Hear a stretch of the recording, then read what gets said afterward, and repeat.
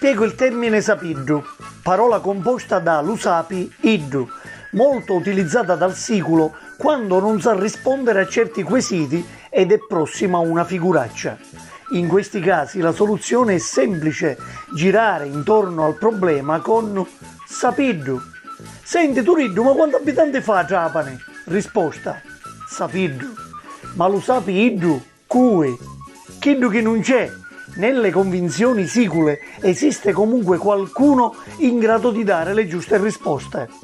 Un modo carino, insomma, di demandare ad altri ciò che la sola intelligenza personale non può soddisfare appieno. Ma non è tutto.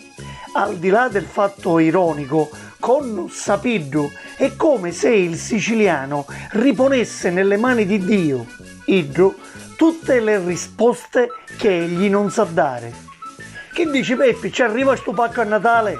Risposta: sapiddu, nel senso che solo Dio può saperlo. Una fede verso il Creatore che il sicolo incarna da secoli anche inconsapevolmente.